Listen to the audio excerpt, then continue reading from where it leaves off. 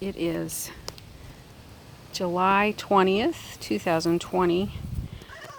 This is Stanley, my latest rescue. He's all fixed up now. This is for you, Scott Martin. I meant to get this out earlier, but it's been kind of busy lately. So the hollyhock are almost finished, you can see, but I've got some really beautiful gladiola coming up. Now this is the neighborhood garden where I have planted vegetables and flowers. These are daylily that had been growing in my backyard for many years but had not bloomed for about 5 years. And same thing with the clematis. The clematis was very pretty earlier. It's a real pretty red. But you can see the daylily really like the sun a lot better than they like the shade. So the big issue that happened in the last week is that my neighbor decided to cut down all of his trees over there, and that was providing shade for where I had the fire pit and also where I parked my truck. So this morning I am cleaning out my compost pile and cutting back the brush so I can park my truck back here as well as my car. So you can see it's kind of a hot mess. The other problem I have back here is the groundhogs. So you can see that I have blocked their hole and put Irish Spring as well as mothballs over that hole. Hopefully that'll take care of it. This morning when I was moving the composter, there was a female bullfrog underneath there, so I had to save her and put her in a little pond. So this is the backyard. It has become quite shady over the years. It started out all sun. In fact, the backyard was originally just gravel, but I've been here for over 20 years now, so it's had an opportunity to grow. These are all the ferns that I transplanted from the north side of the house, and hostas from my neighbor Betty. They're doing quite well. They like this shady area.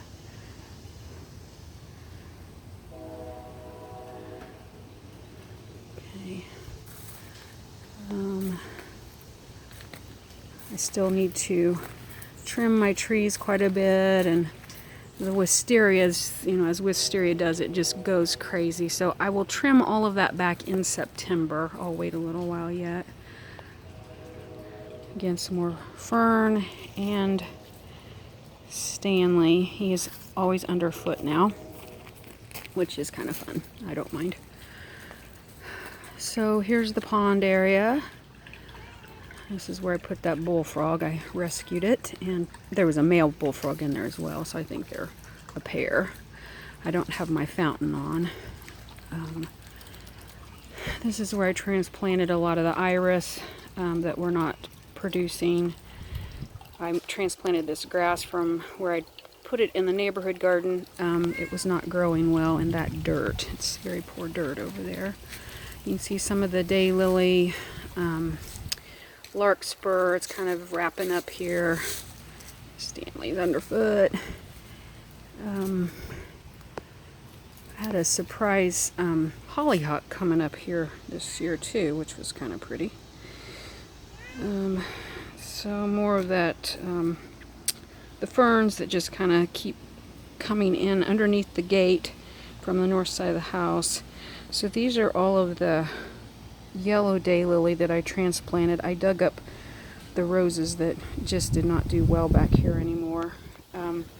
I still do have a rose here. It's a beautiful red one. It's I haven't deadheaded it because the Japanese beetles are so bad right now, and I'll wait another week or so. I've sprayed them. Same thing with that one. And then this one, you can see some of the damage that the Japanese beetles do.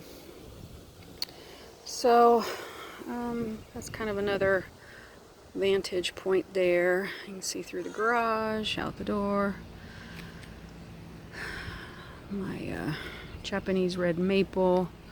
It was a little bit damaged by that really late freeze we had in March, but it's still nice. It's all right. This is one of my antique roses here. It's Rose Direct, and you can see Japanese beetles there. And this is what I do. I just go like this and pinch them, and they're gone. I used to spray and use Dawn, and now I just get barbaric with them. This is a pretty geranium that's kind of on its second bloom. Lamb's ear that just plants itself. The phlox was really pretty this year, and I've got some creeping Charlie in there I need to pull out. Those were Stella d'Oro yellow daylily. That was where I had a clematis as well, but it just doesn't do well there anymore. Okay, now we're on the south side of the house, and you can see this is where I had all of the iris. Got some liatris there that are always nice, and they come up every year. And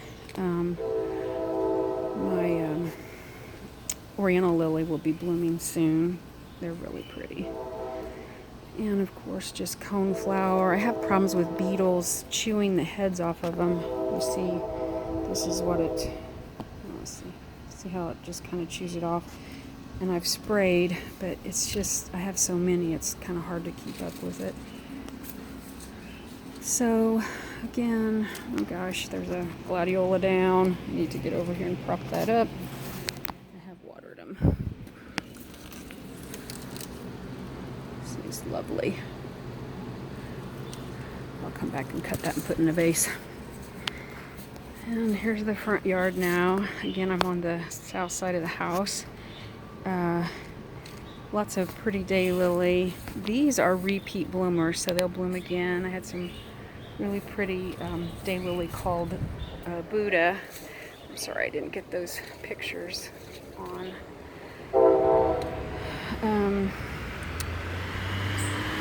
And again, just the peonies were beautiful too. I have some pink as well as white peonies in here, so sorry I'm probably making you dizzy here. More liatris. Again, the daylily were really pretty out front, along with the coneflower. That's a knockout yellow rose. It's getting ready to bloom again. I've had to spray that quite a bit for the Japanese beetles. And this is my front porch. I'll show you that too.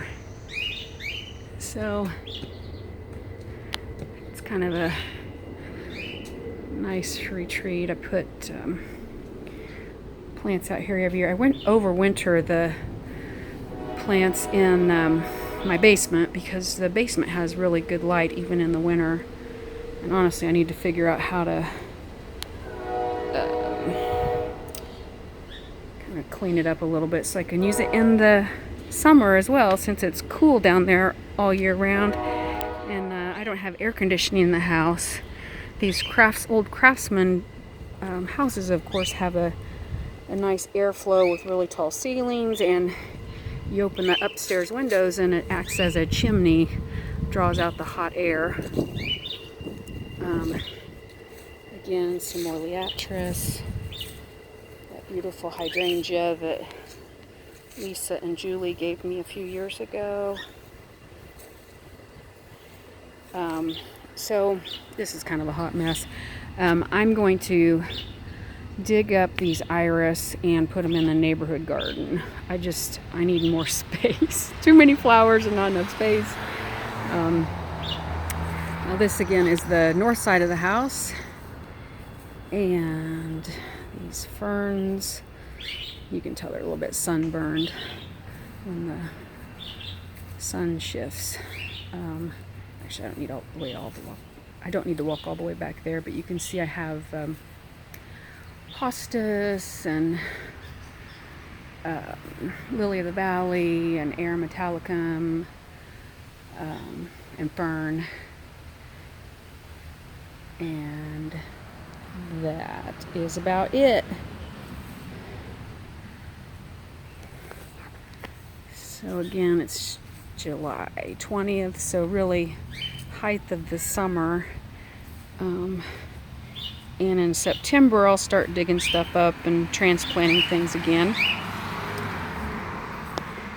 You see my holly bushes. I always trim those back a little bit as well. That's about it. That's life on Elm Street. See you later. Bye.